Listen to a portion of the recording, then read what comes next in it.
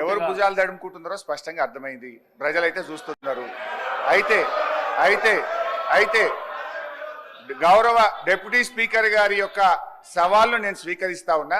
Already BRS party తరఫున మేము privilege motion ఇచ్చాం. Privilege motion on honourable deputy CM we have given sir. That privilege motion is pending. Sir సభ మళ్ళీ సభను కూడా మళ్ళీ తప్పుదో పట్టిస్తున్నారు అధ్యక్ష. మళ్ళీ తప్పుదో పట్టించిన అంటే లేస్తే సత్యదూరమైన మాటలు మాట్లాడటం తప్ప వాస్తవాలు మాట్లాడితే తల పగిలిపోతారు అని ఏమైనా శాపం ఉందా అని నా అనుమానం అధ్యక్ష. వీళ్ళకి అస్సలు వాస్తవాలు మాట్లాడరు అధ్యక్ష, అన్ని సత్యదూరాన్ని. ఏంది ప్రివిలేజ్ మోషన్? మీరు ఆ ప్రివిలేజ్ మోషన్ ఇచ్చేది అధ్యక్ష. వీళ్ళు ప్రివిలేజ్ మోషన్ ఇస్తారా సభా నిబంధనల గురించి, సభా నియమాల గురించి? దేనికి ప్రివిలేజ్ మోషన్ అధ్యక్ష? దేనికి? నేను నిన్న చూపించాను నేను అధ్యక్ష. రూల్స్ బుక్ వాళ్ళ హయాంలో తయారు చేసింది. పాత రూల్స్ బుక్ అన్నిటిని కూడా మార్చేసి వాళ్ళకు అనుకూలంగా ఉండేటట్టుగా రూల్స్ బుక్ అంతా తయారు చేసుకొని సభలు పెట్టి ఆ రూల్స్ బుక్లో ఏం చూపించారు అధ్యక్ష? స్పష్టంగా ప్లకార్డ్స్ తీసుకొని రావద్దు, స్లోగన్స్ ఇవ్వద్దు, పొరపాట్లు అట్టు చేస్తే వాళ్ళ మీద చర్యలు తీసుకోవాలని చెప్పి అన్ని చాలా స్పష్టంగా రూల్స్ బుక్లో పెట్టి నిన్న మీరు చేసింది ఎందుకు అధ్యక్ష? ఏం చేశారు మీరు? సభలో మీరు కానీ మీ నాయకుడు ఆనాడు ముఖ్యమంత్రిగా ఉన్నటువంటి కె చంద్రశేఖరరావు గారు సభలో చెప్పినటువంటి ఏ ఒక్క అంశాన్ని అమలు చేశారు అధ్యక్ష? సభ నిబంధనలు పూర్తిగా ఉల్లంఘించారు వాళ్ళు. హౌస్ ప్రివిలేజ్ మొత్తం పక్కదో పట్టించింది వాళ్ళు. ఒకటి కాదు, రెండు కాదు, 3 ఎకరాల భూమి బరాబర్ ఇస్తామని చెప్పారు దళితులు, గిరిజనులకు. ఇచ్చారా? ఈ సభలోనే కదా చెప్పింది వాళ్ళు. ఈ సభలోనే కదా అధ్యక్ష చెప్పింది. డబుల్ బెడ్రూమ్ ఇల్లు ఇస్తా అని చెప్పారు. ఇచ్చారా అధ్యక్ష? ఉద్యోగాలన్నీ పూర్తి చేస్తాం బరాబర్ అన్నారు. చేశారా? 2 భిన్నమైనటువంటి డైలాగ్స్ నేను వినిపించగలను అధ్యక్ష. బరాబర్ ఉద్యోగాలు ఇస్తాం అన్నది ఒకటి, ప్రభుత్వాలు ఏడున్నాయి ఉద్యోగాలు ఏడ తీసుకొచ్చి ఇస్తామని అడిగింది ఇక్కడ నుంచే. సభ నిబంధనలు నియమాల గురించి ప్రివిలేజెస్ గురించి వారు మాట్లాడితే ఎట్లా అధ్యక్ష? వారు ఏమన్నారు? ఏదో ప్రివిలేజ్ ఇచ్చారట. ఎందుకు? సభ జరిగేటప్పుడట సభలో ఏంటి ప్రభుత్వానికి సంబంధించిన అంశాలన్నీ బయట మాట్లాడకూడదు కదా. మీరు ఎట్లా మాట్లాడతారు? ఏం అధ్యక్ష నేను మాట్లాడింది ఏంటి?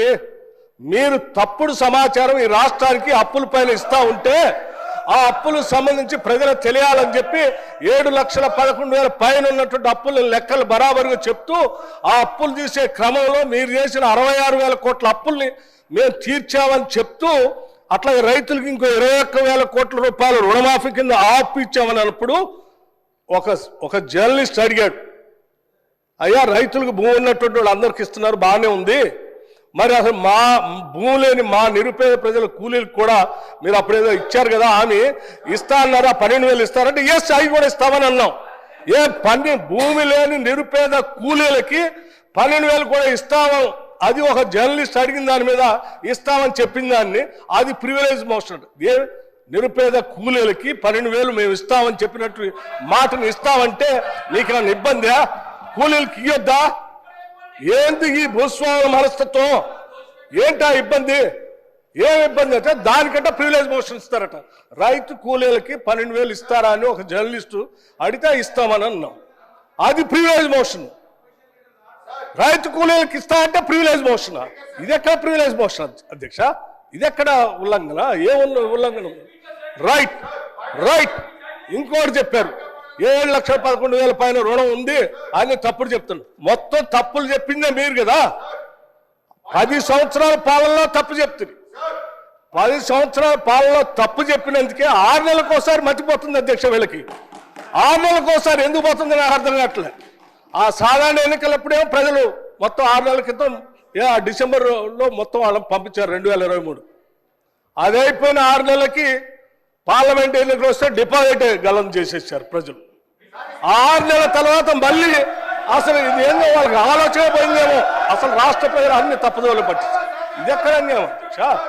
ఇవన్నీ ప్రజలు ఇంత తిరస్కరిస్తూ ఉంటే ప్రజల కోసం పనిచేసే మా పైనట ప్రివిలేజ్ మోషన్ అంట. ఎట్లా అధ్యక్ష? మీరు అడిగారు అప్పులు ఎన్ని ఉన్నాయని, చాలా స్పష్టంగా మేమేం దాచుకోలేదు అధ్యక్ష. అప్పులు తీసుకునే ప్రతిదీ ఆర్బీఐ ద్వారా బ్యాంకు ద్వారా నిక్కచ్చిగా స్పష్టంగా ఉంటుంది అధ్యక్ష. ఆ స్పష్టంగా ఉన్న కాగితాన్ని వాళ్ళ మేము దాయలే.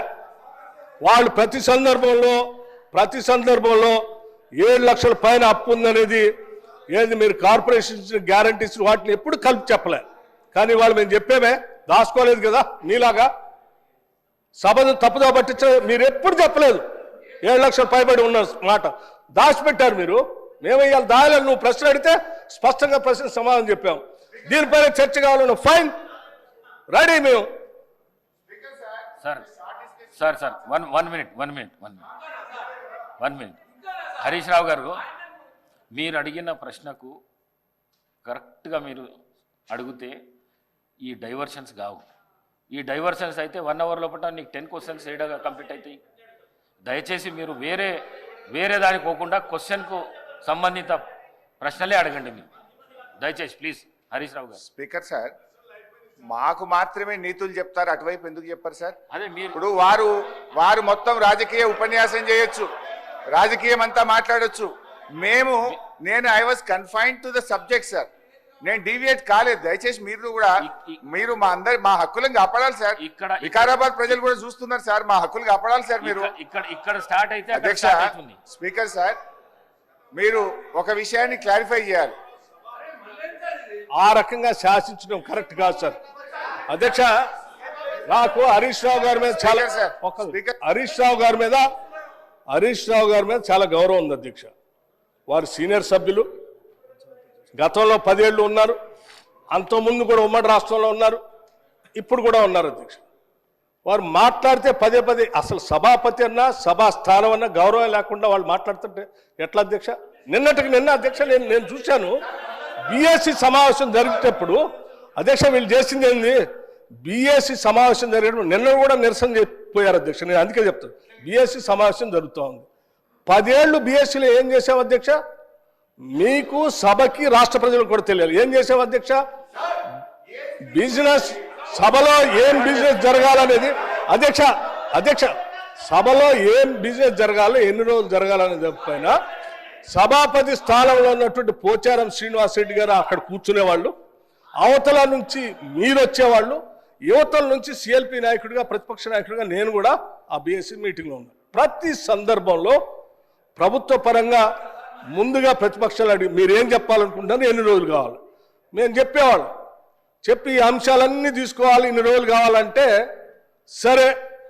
అప్పుడు గౌరవ ముఖ్యమంత్రి గారు చంద్రశేఖరరావు గారు కానీ లేకపోతే వారి తరఫున హరీష్ రావు గారు కానీ వచ్చేవాళ్ళు.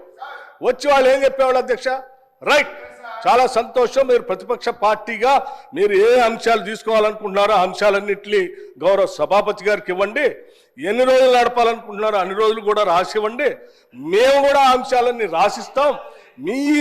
మిగతా ప్రతిపక్షాలకు సంబంధించిన వాళ్ళు అందరూ వారికి ఇచ్చిన తర్వాత వారు పరిశీలన చేసి ఏ అంశాలు తీసుకోవాలి, ఎన్ని రోజులు నడపాలని నిర్ణయం చేస్తారో సభాపతి గారికి ఒప్పచెప్దామని లేచి వచ్చేవాళ్ళం.